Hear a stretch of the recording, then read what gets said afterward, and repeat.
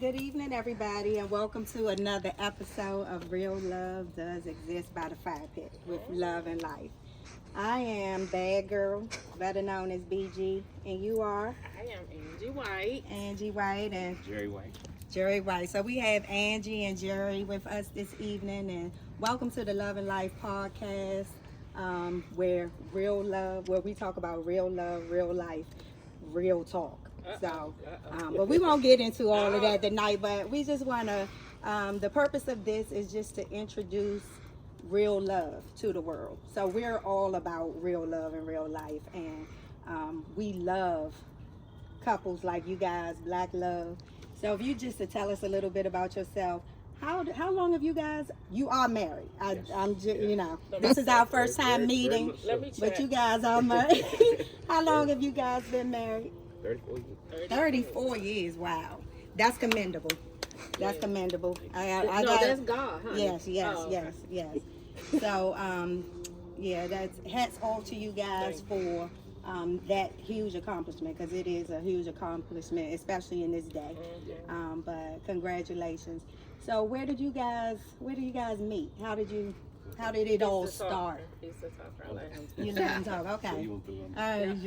We actually met. Her cousin had a graduation party, so we inadvertently met there. We danced together, but one of my friends started talking to her cousin, who was younger, and she looked very young. I was 21 at the time, and she was 18, but she didn't look. She looked a little younger, so I didn't try to get her number or anything.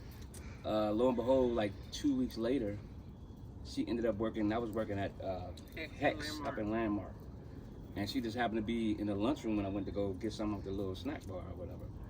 And so I'm looking. I'm like, I know I've seen this face before, because I'm pretty good with faces, but names was terrible, and plus I was a little inebriated that day too. So. But then her cousin's boyfriend came up to holler at her or whatever while she was at work. And she asked about, if he possibly might know this guy that she danced with at this party or whatever. Wow. And to let us know that it was really like a godsend, the guy that was her cousin's boyfriend at the time, we grew up together. And I'm talking about, we lived directly across the street from each other. His mother, my mother, friends and everything. We've known each other since we was babies pretty much. And so, long ago, got a phone number, we talked that night, and it's been that way. That was in 88. That's history. Yeah. All right. All right. Yeah. So you guys, in 34 years of marriage, how long have you guys been together?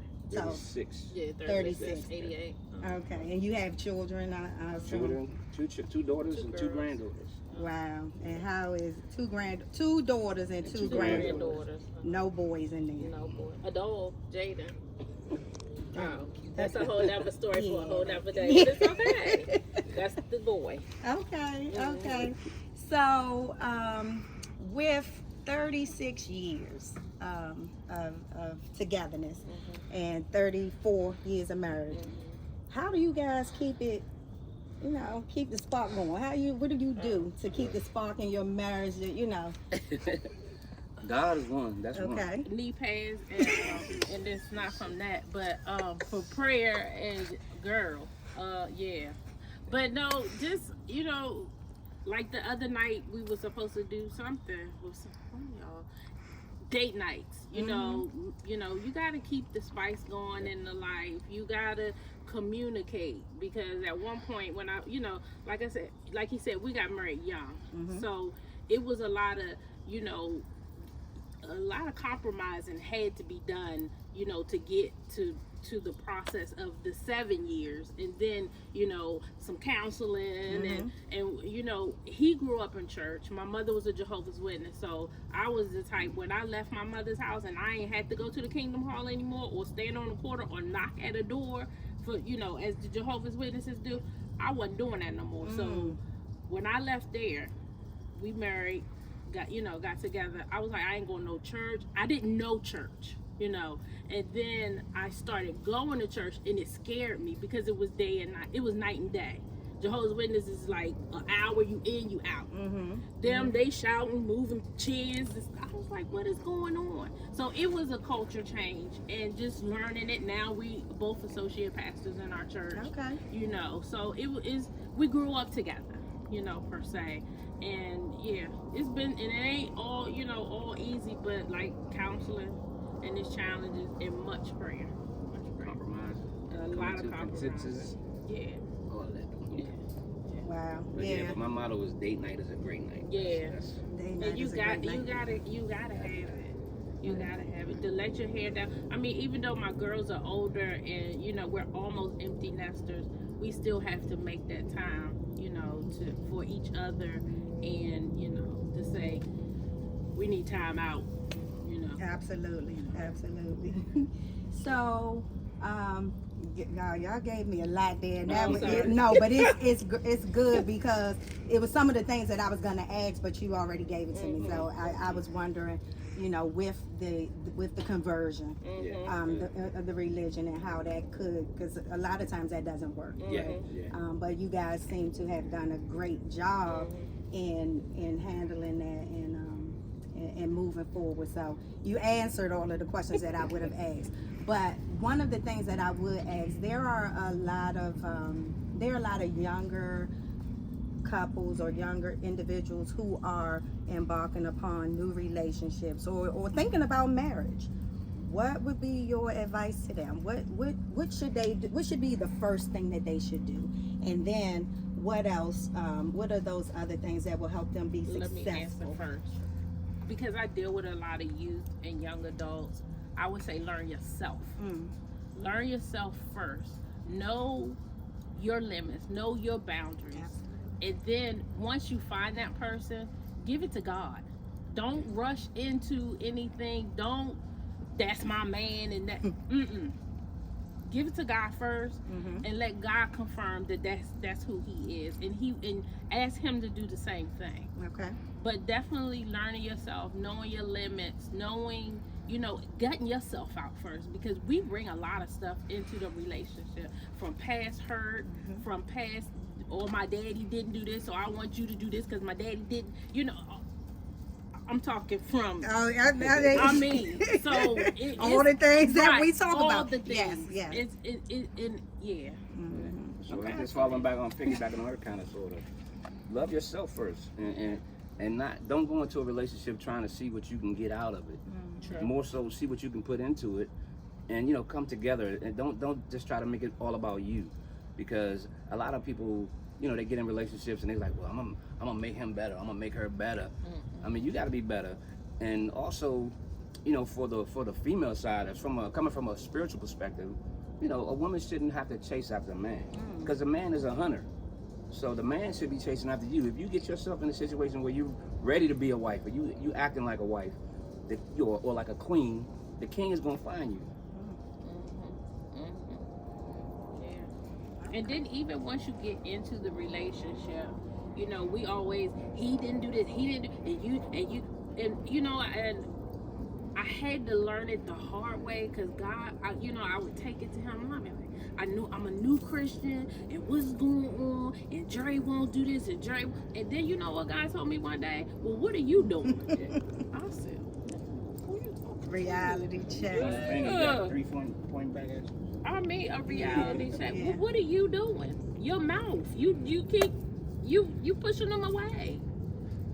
But that's what I was used to. That's why, going into a relationship, you gotta gut. You gotta gut it out. Okay. So I won't get. So it sounds like that you guys have, like you said, had some experience. That's what you were used to. You were used to seeing some of those mouthing, right? Because I'm sure Philly. strong women, strong black women, right? And then just having to make that change. And so I there was a lesson in that, and it seems like you learned that lesson. You got what God was trying to give you. Was there anything like that for you? Well, no, not really. I mean, the thing that's funny is, so my parents, they divorced when I was 11. So my thing was, I'm gonna make more than 11. That was my goal, and I was just like, God, if you give me a wife, we gonna make this thing work. I'm gonna do everything I can to try to make this thing work. And it's like you said, it's like she said, a little counseling here and there, but we had to figure out that we can't make it all about ourselves. We have to come to some type of consensus that points in our relationship. You know, when you want something to work, like I said, if you want your plan to work, you gotta work your plan. Work your plan. Yeah. So you know, pretty much just making sure that I didn't always try to end the conversation on something that's about me.